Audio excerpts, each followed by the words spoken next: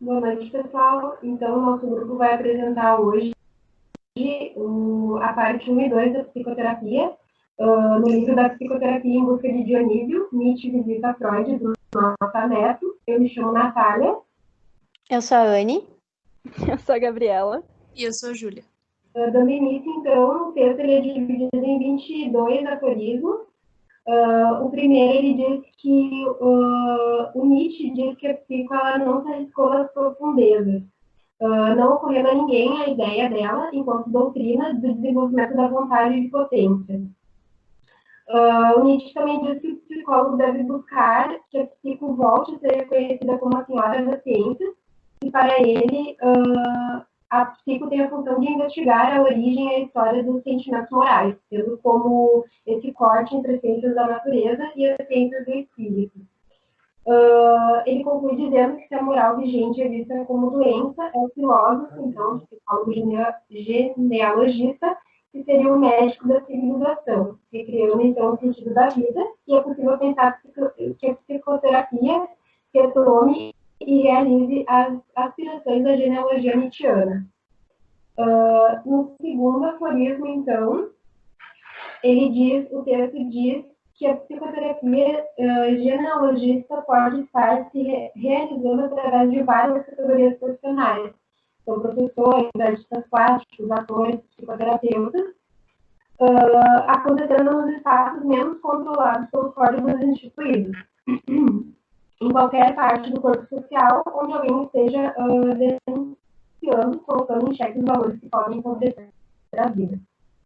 Também é importante não confundir o psicoterapeuta genealogista com o vendedor de ilusões, disfarçado de revolucionário, e a revolução que interessa tem que acontecer aqui e agora, neste mundo, a revolução do cotidiano. E deve mergulhar no campo social, político e simbólico e atingir as mínimas obras. A tarefa da psicoterapia nietzschiana, então, é a transmutação de valores, e o psicoterapeuta genealogista ele vai ser um instrumentador dessa mudança, então, pensando no que melhor vai se adaptar naquele momento. O terceiro aforismo, então, ele traz uma etimologia da palavra psicoterapia, onde psique vem de sopro de vida, alma, vida, e a terapia, daí no caso, cuidado, a previsão, a felicitude. Então, a psicoterapia é como cuidado pela vida, e ele traz também a parte dos que os terapeutas também era visto como um serviço escravo, um servidor, e então ele faz essa relação que o escravo também era considerado como ele não era visto como... Ele não podia ter uma explicação sobre a sua doença, ele só obedecia o médico, no caso. Então, ele traz essa relação de como o terapeuta pode ser visto como um escravo, né? E, então, por um lado, não, porque o escravo jamais poderia ser um guia para essa liberdade, e, ao mesmo tempo, sim, que só quem conheceu a escravidão e se libertou pode entrar em sintonia com a psique do doente, no caso, e conduzindo ele à cura. E na quarta, então, a psicoterapia em vida, ela é vista como um tratamento das formas patológicas da vontade de potência nos descaminhos por onde se perdeu. A vontade da potência, para a genealogia nietzschiana, designa a própria vida, logo, a psicoterapia não podia designar nada além do cuidado pela vida. Então, esse cuidado ele é visto como uma forma de tratamento quando a vida se encontra doente nesse estágio de desenvolvimento. Mas daí o desenvolvimento, o significado da palavra seria um desenvolvimento, um desenredamento. Uma diferenciação que nada tem a ver com uma ideia de evolução, de progresso, mas sim de uma sequência de configurações. A vida doente, então, ela é emendada por valores que a intoxicam, destruem, empobrecem na soltura da liberdade. Então, o desenvolvimento, como a gente já falou, produzindo novas formas e recuperando essa potência criadora. A psicoterapia vai cuidar do desenvolvimento da vida e desabrochar de suas formas. Então, na segunda parte do livro, ele vai trazer, então, sobre a psicopatologia. E ele vai fazer essa etimologia do conceito da psicopatologia, que vem um pouco das palavras gregas psique, patos e logos, No caso do patos, ele tem um significado de mudança nas coisas, mas não só esse significado pode ser atribuído, como também de experiência, acontecimento e das paixões. Os sentidos, então, eles falam nesse contexto dessa produção quando os dois corpos se afetam em um acontecimento e eles se modificam através dessas afecções que podem atingir o corpo ou o espírito. Então, seguindo uma ideia spinozana, a psicopatologia ela seria definida, então, como o relato das afecções e mudanças afetivas produzidas nos seres vivos e que vão ser provenientes dos seus encontros e dos acontecimentos em que se afetaram mutuamente. Então, a ideia de doença dessas afecções, ela consiste no fato de que geram uma diminuição ou um impedimento na potência de ação desses corpos e desses espíritos afetados. Além disso, o Nafa Neto ele vai trazer o conceito de saúde para Nietzsche, que ele vai denominar mais como um grande livramento, que é quando o espírito ele vai se tornar livre, ele vai romper com as raízes, tradições, enfim, coisas que foram instituídas nesse sujeito e vai se impor num isolamento doentio até atingir uma saúde transbordante. Então, nesse sentido, a saúde ela seria o autodomínio e a disciplina capazes de permitir ao espírito que ele habite a essa multiplicidade, a uma envergadura interior para contornar os narcisismos que paralisam o sujeito e ocorre esse transbordamento dessas forças plásticas que vão dar forma e vão regenerar a vida, lançando esse sujeito num ensaio ou numa aventura. Então, seria mais ou menos essa questão da aceitação de uma dimensão trágica da vida. E o Nietzsche ele vai separar essa questão do livramento do espírito em 3 atos, que é iniciado, digamos assim, por um niilismo de tudo, vai passar por anos de convalescença e depois, então, vai ocorrer uma transmutação e reconciliação com a vida e com o mundo. Assim, o sujeito ele vai meio que se tornar um senhor de suas próprias virtudes. Então, para Nietzsche, não teria exatamente fases necessárias ou estágios tendo que ser atravessados, mas vão ser estados preparativos, ensaios, desvios, e esses desvios vão ter qualidades múltiplas. Então, ele vai dividir esses atos em errância, nesse sobrevoo de diferentes percepções das multiplicidades que estão acontecendo, e após isso vai ter, então, essa reconciliação, então, como eu trouxe antes, do mundo e da vida. Então, esses estados, eles vão se interpenetrar, eles vão se sobrepor, e ele vai compor essa coreografia de cada espírito singular. Então, essas errâncias, esses desvios, esses pousos, eles vão ser produzidos, vão ser resultados desses encontros, e eles vão perseguir essa ideia de liberdade desse espírito, que é com essa ideia do sujeito se apropriar da sua própria potência afetiva. Então, vai caber à psicoterapia genealógica cuidar dessa dança, vai tentar instrumentar essa coreografia, incentivando esses movimentos, para que não tenha esse enredamento nesses valores instituídos e não buscando um caminho pré-determinado e que a cultura impõe, e em nome da evolução e do progresso que anteriormente foi dito que Nietzsche não segue muito essa lógica. Então, é reconhecer o perspectivismo e a injustiça do perspectivismo e significa isso também, então, tipo, que as ações, as decisões, elas vão ter prós e contras e que a vida não é uma coisa pré-determinada, mas ela vai ter esses constantes ensaios. Além disso, vai trazer, então, essa questão voltada à saúde, fazendo uma comparação dessas formas de vida ou dos tipos de moral que já foi meio que trabalhado um pouco no caso do ressentimento, sobre essas formas de vida nobre e a forma de vida escrava. Elas, no sujeito, vão ambas se sobrepor, vão se alternar e vão se misturar para constituir a subjetividade. E o Nafa Neto, ele vai trazer que essas formas de vida vão constituir para ele circuitos de vida. Então, no caso do circuito nobre, ele vai ter esse predomínio dessas forças ativas, que são forças fortes, e em posse de sua potência, vontade de potência, em plena potência, em relação às forças reativas, que são as fracas, e que têm essas finalidades adaptativas separadas do seu potencial. É uma vontade de potência domesticada.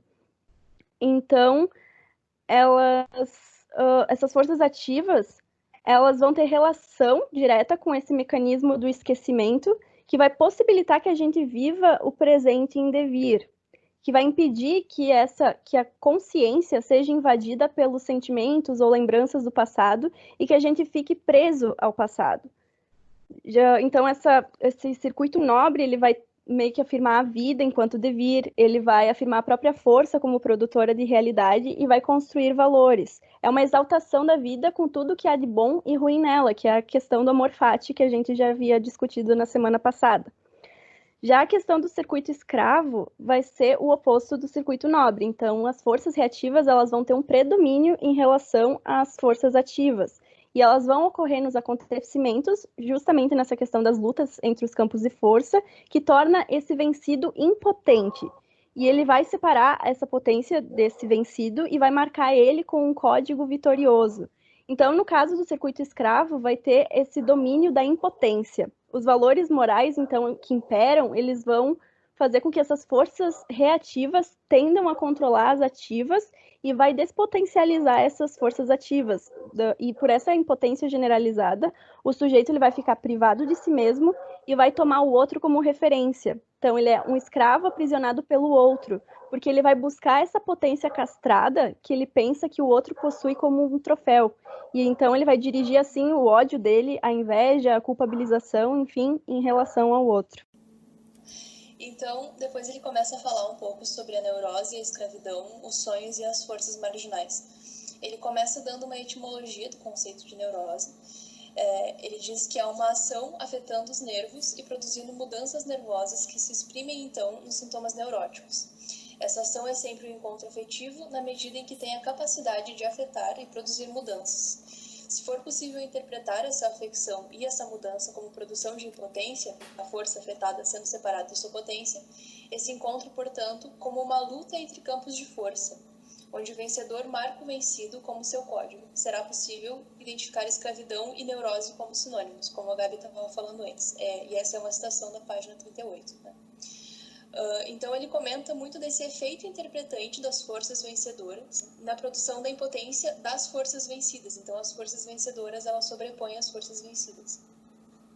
Esse efeito interpretante dá sentido às forças vencidas, incapazes de dominar o código estrangeiro, e elas se tornam impotentes, com uma impotência que significa a impossibilidade de uma reação motora modificar essa marca imposta por essa força vencedora e as consequências dessa marca. Né? A angústia, então, ela surge a partir do impedimento da descarga dessas forças, devido à impotência das reações motoras, e a angústia é um dos sintomas principais da neurose. Né? E depois ele comenta um pouco sobre a histeria de angústia, que na histeria a diminuição da potência de um dos sujeitos por conta de um encontro de corpos e afecções ou afetos gerados neste encontro, através das marcas produzidas por um corpo sobre o outro. E daí ele traz um exemplo de uma mulher que começou a sentir uma paralisia na perna, que era justamente a perna que ela encostava no chão quando ela se ajoelhava para cuidar do pai. Então é isso, esse encontro ele produz uma afetação e tem a sua consequência, né? Que é a diminuição da potência do sujeito. E aí na página 44, ele fala que a psicoterapia genealógica não trata, pois, de tornar o inconsciente consciente, visto que para ela o inconsciente não designa o recalcado, mas o próprio jogo das forças, produtor de vida e de neurose. A tarefa da psicoterapia genealógica é libertar circuitos para que justamente as suas forças inconscientes possam reencontrar a função que lhes é própria. A eterna desconstrução e reconstrução da vida, a produção de um devir possível, que para o neurótico é o que está comprometido. Essa é uma citação da página 44. Então, essa é a tarefa da psicoterapia genealógica, é liberar esses circuitos. E aí ele fala também sobre a histeria de angústia, ou a neurose fóbica. Ele comenta na página 44 que são construções interpretativas dissociadas da consciência, porque envolvem uma mentalidade diferente, desnivelada da funcionalidade adaptativa que lhe é própria. E dissociado não significa recalcado. Então, ela está dissociada porque ela não vai de acordo com os valores adultos morais que são aceitos, né? Ela tem uma característica de ter valores mais infantis, por isso a questão fóbica. Então, aqui ele coloca que a consciência não engloba todo o psiquismo, porque existem os circuitos marginais. Esses circuitos marginais são produtores da angústia e eles envolvem experiências que escapam à consciência, justamente pela consciência não englobar todo o psiquismo. Esses produtores de angústia são os circuitos escravos, eles estão articulados por códigos estrangeiros, cujas semióticas são intraduzíveis na linguagem vulgar da consciência.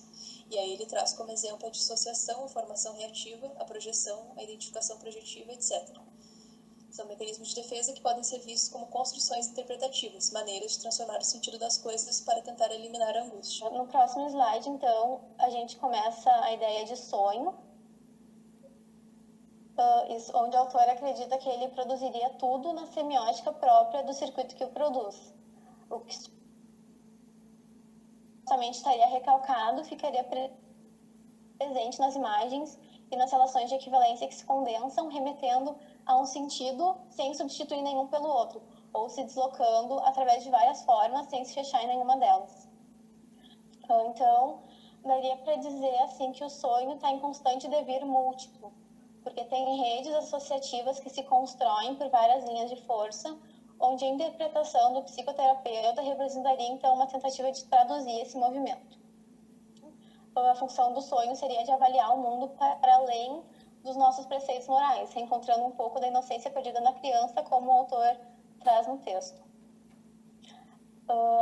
Sobre a neurose obsessiva, o autor acredita que ela pode ser considerada a neurose mais intelectiva, já que os seus sintomas giram em torno de ideias ou de rituais que dominam o psiquismo, expressando os imperativos de uma ordem superior, a qual o obsessivo obedeceria como um escravo. Essa ordem seria a marca simbólica do campo de força que codifica a neurose, tendo como característica o deslocamento da afecção para regiões mais distantes e mais abstratas do psiquismo. Seria necessário evidenciar as características escravas do circuito obsessivo, as forças morais e a forma abstrata dos sintomas gerado pelo código envolvido nas produções da neurose. O obsessivo, ele cria e recria sintomas de forma imaginária para tentar dominar um código que escapa, frente ao qual ele ainda se sente culpado, recriminado e infrator. Todos os instintos que não são descarregados voltam-se para dentro, constituindo a má consciência presente na neurose obsessiva. E essa interiorização, ela cria uma doença aguda e crônica ao mesmo tempo. A crueldade, ela é expressada, então, na forma de vingança e no ressentimento, convertendo-se para si uma vontade de machucar o outro e a si mesmo, desencadeando um novo registro de si como carrasco e vítima. Nem todas as forças do campo dominado são aprisionadas e marcadas pelo código do outro. Algumas forças conseguem escapar, mantendo a sua potência e existindo como forças ativas, tornando-se marginais a esse circuito. Isso acontece porque não existe um código absoluto que abarque toda essa diversidade das forças vivas. Então, assim, um circuito histérico ou um circuito obsessivo sempre comportam forças ativas marginais que tentam subverter esse movimento instituído. Então, boa parte do trabalho do terapeuta genealogista está em mapear esse campo onde estão essas forças para tentar instrumentá-las em seu movimento subversivo, e isso se dá através da consciência. Por isso, é fundamental que o terapeuta consiga ultrapassar seus valores morais e as forças marginais, elas estão em luta constante para obter controle da consciência do sujeito e ultrapassar esse circuito, tentando reagir e ter a sua descarga frente aos valores morais. Quando escapam, elas se mostram em xixes ou em sonhos, apresentando uma resistência para embaralhar o código dominante e reconstruir o movimento dessas forças vivas. O autor, ele se centra na ideia de criminalidade, perversão, loucura, e devir errante. Então, ele inicia citando uma ideia de Nietzsche referente ao criminoso, de que ele seria um homem forte tornado doente. E o que lhe faltaria a esse homem seria um modo de vida mais livre e perigoso. E são coisas que são banidas pela sociedade, que sendo politicada e castrada, que nem ele diz, acaba transformando ele em criminoso, excluindo e considerando ele impuro e indigno. Assim, o criminoso seria uma degeneração produzida socialmente de uma natureza forte que passa a se sentir habitando o lado escuro, maldito da vida e do mundo e cumprindo um destino pelo qual a força já tinha sido marcada. O Nietzsche acrescenta a esse estigma marginal, mais tarde, os doentes mentais, dizendo que não existiriam diferenças, então, entre eles e os criminosos. A loucura ela é definida como uma diferença marginalizada, já que os loucos seriam aqueles que se sentem diferente e de maneira diversa, diferente daqueles que vivem na mesmice querendo o mesmo. Então, esses loucos, por sentirem diferente, eles são condenados ao hospício, incorporando uma forma de vida com valores que não encontram lugar no contexto social e no Código dos Homens. E, apoiado nas ideias de Foucault, Deleuze e Guattari, é possível pensar, então, tanto a criminalidade quanto a loucura como doenças, mas não no sentido próprio do termo, porque isso não decorre de um aprisionamento do outro. O que produz o criminoso e o louco não é uma avaliação escravizante, mas sim uma avaliação marginalizante, onde o campo de forças não é separado da sua potência, mas colocado fora do circuito permitido. Então, quando fechadas as fronteiras desse circuito, o louco se constrói para além dos domínios da razão, como então a desrazão. Né? No 19º aforismo, o autor então ele questiona se as perversões, como o sadismo e o masoquismo, seriam doenças. A cultura ela não reconhece a sua gênese como ancorada na crueldade, sim nos seus valores morais. Então, é possível perceber que a crueldade nas sociedades humanas ela ocupa um espaço marginal, sendo apenas tolerada em suas formas mais sublimadas, como lutas ou touradas, ou justificada por causas maiores, como a guerra. E quando ela aparece de forma mais direta, ela é identificada como barbárie ou monstruosidade. Então, segundo Nietzsche, a sociedade e a cultura elas se criam e se mantêm através da sublimação da crueldade. O sadismo e o masoquismo seriam formas de subjetivação produzidas a partir desse espaço social segregado, e assim como o criminoso, aqui também não se trata de escravidão, já que o campo de forças assume formas que são modeladas pelos valores morais. E no sadismo e no masoquismo tem uma falta de envergadura interior, onde o desejo carece de autonomia vivendo em função do outro. Então, no sádico do controle e no masoquista do castigo. O autor, diz que se isso não pode ser caracterizado nem como escravidão e nem como liberdade, então também não poderia estar relacionado com a saúde. Então, a pergunta que é feita anteriormente, se a perversão é ou não doença, ela retorna e, como o autor diz ali no final, sem ter uma resposta simples e conclusiva.